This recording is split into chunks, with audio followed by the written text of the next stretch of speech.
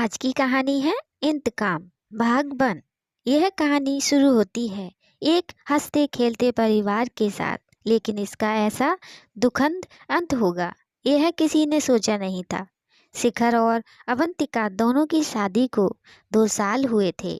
आज शिखर के छोटे भाई रौनक की शादी पक्की हो गई थी। अमृता और रौनक दोनों एक दूसरे से प्यार करते थे। कुछ ही दिनों में दोनों की शादी होने वाली थी। रौनक और शिखर के माता पिता बचपन में ही चल बसे थे। शिखर ने छोटी उम्र से ही काम करना शुरू कर दिया था। उसका एक ही सपना था, अपने साथ साथ रौनक को भी पढ़ा लिखा कर काबिल बनाना। शिखर का सपना आज पूरा हुआ था। रौनक एक बहुत बड़ी कंपनी में मैनेजिंग डायरेक्टर बन गया था। आज अमृता जिसे वह बहुत चाहता था वह भी उसकी जिंदगी में आने वाली थी। शिखर, अवंतिका और रौनक तीनों अमृता के घर बैठे थे। शादी की बात कर रहे थे। सारी बातें तय हो जाने के बाद तीनों उठकर खड़े हो गए। शिखर ने अमृता के पापा से कहा, अंकल आप शादी की तारीख निकलवा लीजिए। और हाँ, हम शादी बहुत ही सिंपल करना चाहते हैं, तो ज़्यादा परेशान मत होना। शादी का सारा इंतजाम मैं देख लूँगा। अमृता के पापा जगवीर जी ने कहा, बेटा तुमसे बात करके तो मेरा मन ही हल्का हो गया। तुम चिंता मत करो, मैं सब कर लूँगा। शिखर ने अवंतिका की ओर इशारा किया। दोनों विदा लेकर चल दिए। बाहर आकर रौनक ने कहा, भैया आप भाभी को लेकर चलो, मैं थोड़ी देर में आता हूँ। यह सुनकर शिखर ने उसे घूरते हुए कहा, तुझे पता है ना रात कितनी हो गई है, सुनसान रास्ता है, जंगल भी पड़ता है, चल हमारे साथ। अवंतिका ने कहा, ओफो आप भी ओल्ड फैशन हो, इसे थोड़ा सा टाइम दीजिए अमृता के साथ बिताने के लिए। इन दोनों की जिंदगी का आज बहुत बड़ा दिन है। यह सुनकर शिखर हंसने लगा। रौनक को भी वहीं छोड़कर दोनों वापस चल दिए। शिखर जल्द से जल्द घर पहुंचना चाहता था। रास्ते का कुछ हिस्सा जंगल से होकर गुजरता था, जहां स्ट्रीट लाइट भी नहीं थी। शिखर बहुत संभल कर गाड़ी चला रहा था। शिखर ने अवंतिका से कहा, जानती हो अवंतिका, मुझे अपनी शादी की जितनी खुशी नहीं हुई थी उससे ज़्यादा आज हो रही है। आज ऐसा लग रहा है जैसे मेरा सपना पूरा हो गया है। मैंने रौनक को अपने बेटे की तरह पाला है। उसकी शादी से बढ़कर खुशी मेरे लिए कुछ नहीं हो सकती। अवंतिका बोली, हाँ मैं समझ सकती हूँ। मेरे पापा ने जब मेरी शादी पक्की की थी तो वो भी कितना खुश थी। आज तुम वही खुशी महसूस कर रहे हो। तभी गाड़ी को तेज झटका लगा, जैसे गाड़ी किसी चीज से टकराई हो। शिखर और अवंतिका घबरा गए। शिखर ने फटाफट ब्रेक लगाए। अवंतिका की चीख निकल गई। शिखर ने कहा, पता नहीं शायद कोई जंगली जानवर होगा, मैंने बातों के चक्कर में ध्यान से देखा नहीं, मैं उतर कर देखता हूँ।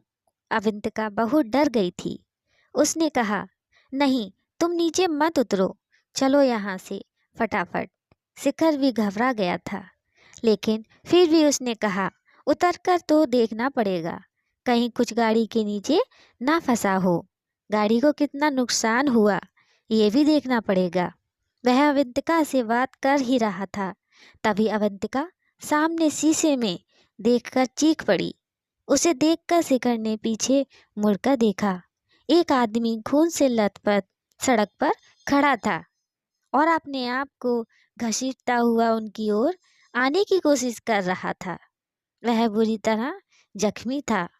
शिखर और अवंतिका बुरी तरह घबरा गए। शिखर उतरकर उसके पास जाना चाह रहा था, लेकिन अवंतिका ने चिल्लाते हुए कहा, भागो यहाँ से, तुमने एक आदमी को उड़ा दिया है, पुलिस केस हो जाएगा।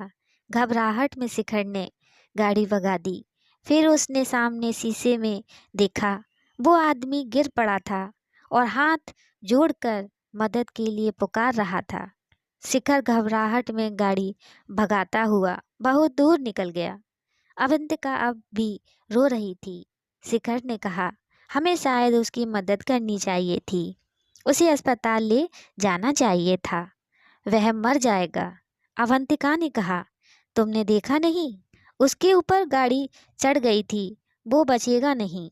अस्पताल ले जाते तो तुम फंस जाते। अवंतिका की हाँ में हाँ मिलाकर शिखर ने गाड़ी की स्पीड तेज कर दी। कुछ ही देर में वे दोनों शहर में पहुंच गए। वहां पहुंचकर दोनों ने राहत की सांस ली। अवंतिका ने पानी की बोतल निकालकर पानी पिया और बोतल शिखर की ओर बढ़ा दी। शिखर ने मना कर दिया। कुछ ही देर में घर आ गया। शिखर ने गाड़ी पार्क की और उतर कर देखा। गाड़ी सामने से डेंट पड़ गया था। एक और की फ्रंट लाइट भी टूट गई थी। अवंतिका जल्दी से गाड़ी से उतरी और शिखर को लेकर अंदर आकर सोफे पर बैठ गई। शिखर को बहुत पछतावा हो रहा था। हे भगवान, आज ही यह सब होना था। पता नहीं बेचारा बचेगा या नहीं। अवंतिका बोली, शिखर, अब इस बात को भूल जाओ। उसे बचाने के चक्कर में तुम्हें पुलिस पकड़ लेती और हम सब का क्या होता। शिखर ने अवंतिका की बात में सहमति जताई, लेकिन उसका मन अंदर से उसे कचोट रहा था। बार बार वही दृश्य दिख रहा था। खून में लथपथ आदमी उठकर किसी तरह उसकी ओर आ रहा था। फिर वह गिर पड़ा और जमीन पर पड़े पड़े हाथ जोड़ रहा था। दोस्तों, इस कहानी का अगला भाग अगली कहानी में। इसके लिए लाइक सब्सक्राइब। जय श्री राधे।